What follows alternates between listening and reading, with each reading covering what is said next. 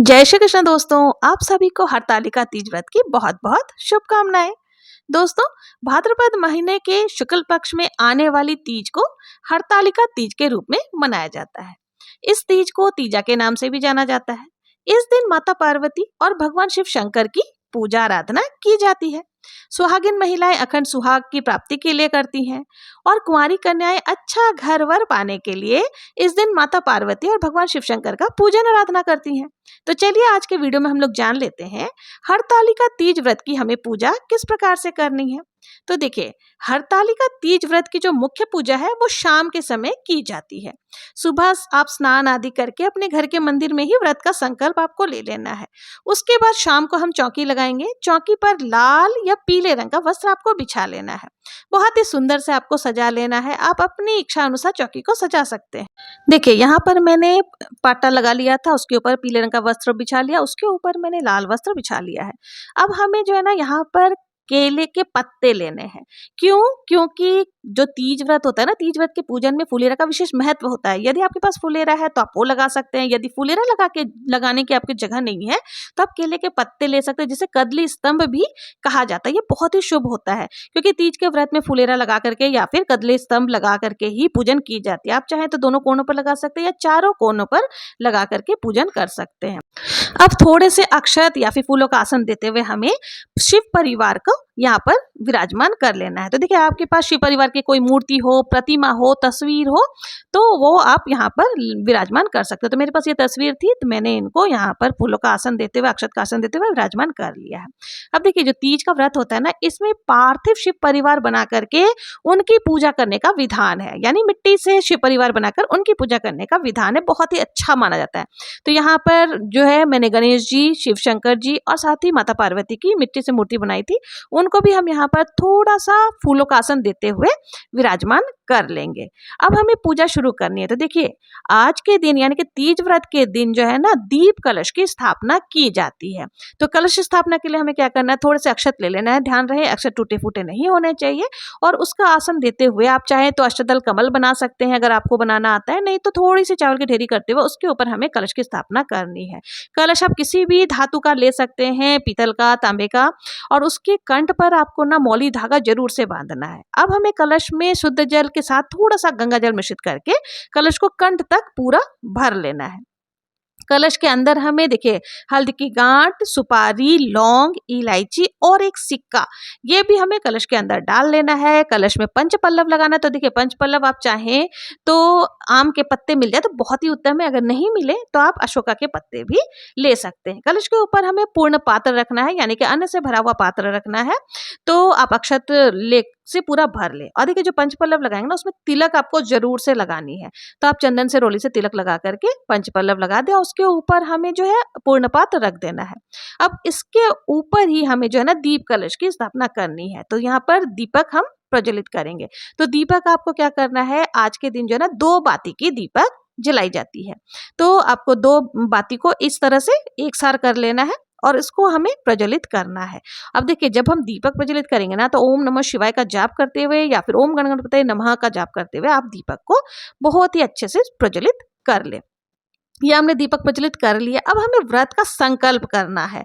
भगवान गणेश जी महाराज से, शिव शंकर जी से, माता पार्वती से प्रार्थना करनी है और संकल्प करना है कि आज मैं ये पूजन कर रही हूँ या कर रहा हूँ। आपका जो भी नाम है, गोत्र है, किस स्थान से पूजन कर रहे हैं, ये सारी चीजें बोल करके, हे शिव जी महाराज, हे गणेश जी महाराज, हे माता पार्वती, आप मेरी पूजा को निर्विघ्न पूरी करें और अगर मुझसे कोई भूल चूक हो जाए तो अपना बालक समझ करके क्षमा करें और मेरी मनोकामनाओं को शीघ्र पूर्ण करें। इस तरह से आपको संकल्प कर लेना है। और उसके बाद जो पुष्प हाथ में लिया था ना आपने, उनको आपको शिव जी के चरणों में रख देना है। तो इस तरह से हमारा संकल्प हो जाएगा। अब हमें जो तस्वीर लिए ना, उनको भावपूर्ण स्नान कराना है, यानी कि जल के छींटे लगाते हुए भावपूर्ण स्नान कराना। तो गंगा जल में जल आपको ले लेना है और शिव जी को छींटे लगाकर भावपूर्ण स्नान करा लेना है, क्योंकि तस्वीर है। और उसके बाद हमें जो शिव परिवार लिया ना, पार्थिव शिव परिवार, उनका अभिषेक करना है। तो सबसे पहले हमें जल से अभिषेक करना है। तो गणेश जी को, फिर शिव जी को, फिर माता पार्वती को। उसके बाद हमें दूध से अभिषेक करना है। दूध, दही, घी, शक्कर और शहद मिलाकर पंचामृत से अभिषेक करना है। तो इस प्रकार से देखिए पंचामृत से आपको अभिषेक कर देना है और फिर एक बार जल से अभिषेक कर देना है, तो हमारा अभिषेक हो जाएगा। अब हमें क्या करना है, वस्त्र स्वरूप कलावा समर्पित करना है। तो यहाँ पे जितने भी फोटो में विद्यमान देवी देवता सबको हम वस्त्र स्वरूप कलावा समर्पित करेंगे, गणेश जी को, शिव जी को, गौरा माता को। यदि आपके पास जनेऊ है तो आप देखिए गणेश जी को और शिव जी को जनेऊ भी समर्पित कर सकते हैं।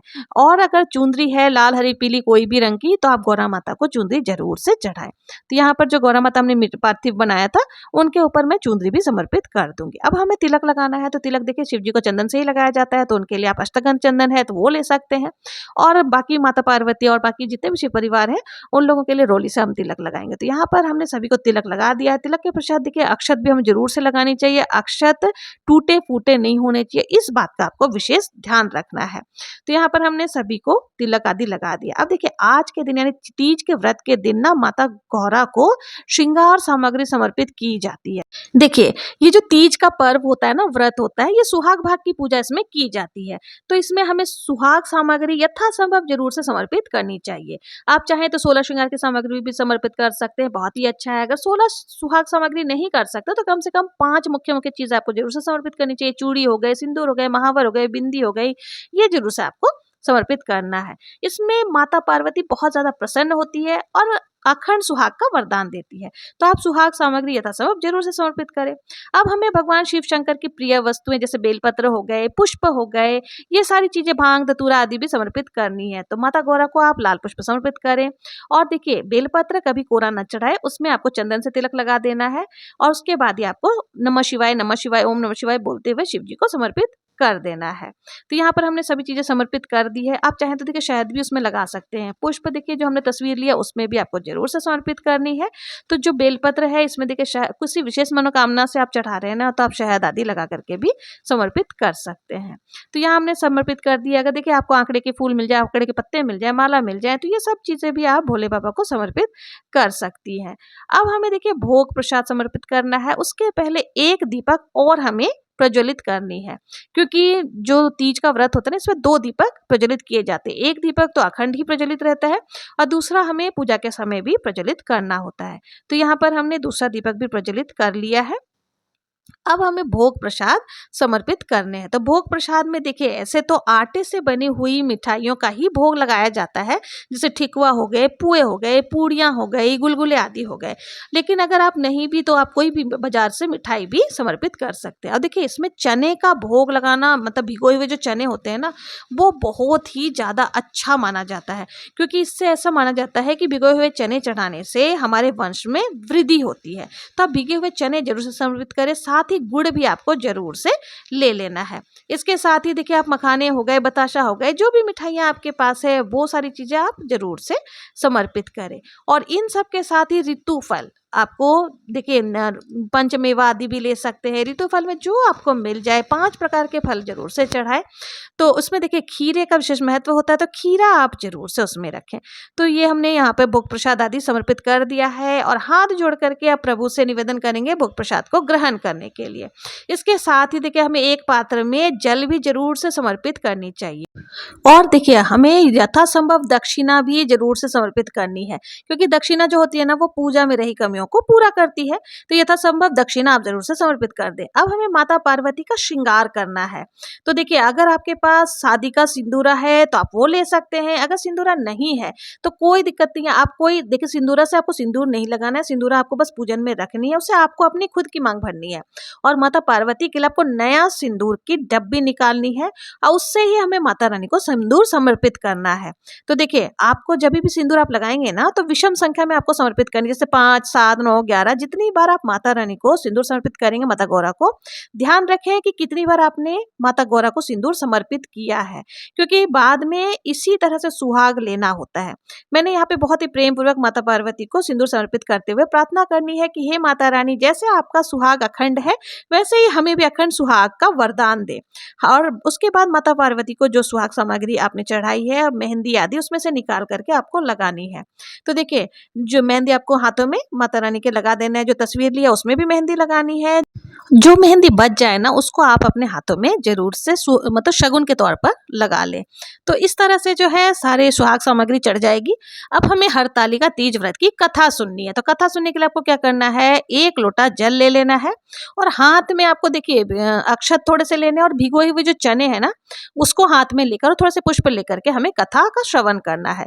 हरतालिका तीज व्रत की कथा आपको मेरे चैनल पर मिल जाएगी। अगर मैं यहाँ कथा सुनाऊंगी तो वीडियो काफी लंबा हो जाएगा, तो इसलिए आप मेरे चैनल पर से कथा सुन सकते हैं, या फिर अगर कोई कथा सुनाने वाला है तो आप उनसे भी कथा सुन सकते हैं। बहुत ही प्रेम पूर्वक हमें कथा सुन लेनी है। कथा सुनने के बाद जो हमने हाथ में अक्षत और चने आदि लिए थे उनको हमें क्या करना है, भगवान जी के चरणों में समर्पित कर देना है। अब देखिए जो कथा सुन लेंगे उसके बाद तीज व्रत में हवन किया जाता है। तो कथा सुनने के पश्चात हमें हवन करना है। तो हरतालिका तीज के व्रत में हवन का बहुत ज्यादा महत्व होता है। आप चाहे तो गाय के गोबर के जो उपले होते हैं, कंडे होते हैं, उनसे भी हवन कर सकते हैं, नहीं तो संविदा जो आती है, हवन सामग्री आदि आती है, उनसे भी आप हवन पूजन कर सकते हैं। देखिए इसमें थोड़ा सा आपको घी डाल देना है और इस तरह से हाथ में हवन सामग्री लेकर के आपको आहुति देनी है। आप 5, 7, 11 विषम संख्या में जितनी बार भी चाहें आप हवन में आहुति दे सकते हैं। हवन करते समय आपको क्या बोलना है, नमः शिवाय का जाप करते हुए ही आपको हवन करना है। अगर आपके पास हवन सामग्री नहीं है तो जो आपने पूजा में भोग लगाया था ना, हरतालिका तीज व्रत के भोग लगाए थे, उसमें से थोड़ा सा भोग लेकर के आप हवन में डाल सकते हैं। तो इस तरह से हमारी हवन हो जाएगी। हवन करने के पश्चात हमें क्या करना है, हाथ में थोड़ा सा जल लेकर के 2 बार आचमनी कर देनी है, ठीक है। लेकिन ध्यान रखें कि अग्नि में आप जल नहीं जाना चाहिए, आपको किनारे पे जल को छोड़ना है। जो जोत हमने प्रज्वलित किया है ना उसमें जल नहीं छोड़ते हैं, साइड में हमें रख देना है। तो इस तरह से जो है हमारी पूजन हो जाएगी, जोत हवन हो जाएगा। अब देखिए हमें बायना निकालना है। जो भी हमने साड़ी सूट आदि जो भी निकाला था ना आपने, वो आपको ले लेना है और श्रृंगार सामग्री रख करके, दक्षिणा रख करके बायना निकालना है। और इससे हरतालिका तीज व्रत में देखिए पंडित जी के लिए भी आपको गमछा, अंगोछा या फिर पटका आदि कुछ भी निकालना है। तो आपको क्योंकि देखिए कभी भी खाली वस्त्र का दान नहीं किया जाता, तो उसके ऊपर भी आप कुछ ना कुछ दक्षिणा जरूर से रख लें। इस तरह से हमें बायना भी निकाल लेना है। अब हमें बहुत ही प्रेम पूर्वक आरती करनी है। तो आरती जो हमने दीपक प्रज्वलित करके रखा है, उस दूसरा दीपक जो हमने जलाया था उससे भी कर सकते हैं, नहीं तो आप कपूर से भी आरती कर सकते हैं। लेकिन कलश के ऊपर जो दीपक हमने प्रज्वलित किया उसको आपको नहीं टच करना है, हिलाना डुलाना नहीं है, वो अखंड दीपक है, ठीक है। तो हमें यहाँ पर बहुत ही प्रेम पूर्वक पहले गणेश जी की आरती करनी है, फिर भगवान शिव शंकर जी की, माता पार्वती जी की हमें प्रेम पूर्वक आरती कर लेनी है। आरती के बाद हाथ जोड़ करके हमें पूजा में रही कमियों के लिए क्षमा याचना कर लेनी है और अपने मनोकामनाओं को पूर्ण करने के लिए भगवान शिव शंकर, माता पार्वती और गणेश जी महाराज से प्रार्थना करनी है। इस तरह से हमारी हरतालिका तीज की जो पूजा है वो पूर्ण हो जाएगी। पूजा करने के बाद हमें क्या करना है, थोड़ा जल हाथ में लेकर के आपको वार देना है इस प्रकार से। और उसके बाद अब हमें देखिए सुहाग लेना होता है। तो सुहाग लेने के लिए आपको क्या करना है, आपने जो भी पहना हुआ है ना, आपने साड़ी या चुनरी जो भी पहना हुआ है उसका कोर आपको ले लेना है और उसको पकड़ करके आपको आपने पहले जितनी बार लगाया था ना विषम संख्या में, उतनी बार ही आपको सिंदूर माता रानी के मांग से लेके अपने मांग में भर लेना है। इसको सुहाग लेना कहते हैं। तो इस तरह से सुहाग हम लोग ले लेंगे और बहुत ही सरल तरीके से जो हमारी पूजा है वो पूर्ण हो जाएगी। और माता रानी से देखिए निवेदन आपको बार बार करना है कि जैसे उनका सुहाग अखंड है, हमारा भी सुहाग अखंड बना रहे। तो इस तरह से जब पूजन अर्चना हमारी सब कुछ हो जाएगी तो देखिए शाम के समय आपको क्या करना है, जो जल का आपने कलश लिया है उससे हमें चंद्रदेव को अर्घ देना होता है। जब चंद्रमा निकलेगा तो हमें अर्घ देनी है। अर्घ देने के बाद ही हमने जो साड़ी आदि लिया था और जो पंडित जी के लिए सामग्री ली थी, जब हम लोग वो हमें बायने के रूप में सासू माँ के पैर छू करके दे देना है। अगर आपकी सासू माँ नहीं है तो आप अपनी ननद को दे सकते हैं, अगर वो भी नहीं है तो आप पंडित जी की पत्नी को भी दे सकते हैं या मंदिर में भिजवा सकते हैं, वहां पर पंडित जी जो रहते हैं उनकी पत्नी को दे सकते हैं। तो इस तरह से जो है हमारी पूजन हो जाएगी। अब देखिए चौकी हमें कब हटानी है, पूजन सामग्री जो चढ़ाई थी उनका हमें क्या करना है, इसका वीडियो आपको मेरे चैनल पर मिल जाएगा। और हरतालिका तीज व्रत में सुहाग का व्रत होता है, तो पूरे 16 श्रृंगार करके, हाथों में मेहंदी, पैरों में महावर, गोटे वाली चुंदरी ओढ़ करके ही पूजा करें। तो ये थी हरतालिका तीज व्रत की पूजा विधि। आप लोगों को ये पूजा विधि कैसी लगी? अगर अच्छी लगी हो तो कमेंट में जय मां गौरा या जय मां पार्वती जरूर से लिखें। और अगर आप लोगों को मेरा वीडियो पसंद आ रहा हो, देखना अच्छा लगता है, तो मेरे चैनल को सब्सक्राइब जरूर से करें और लाइक करना ना भूलें। मिलते हैं नेक्स्ट वीडियो में किसी और पूजा विधि के साथ। तब तक के लिए हर हर महादेव, जय माता पार्वती।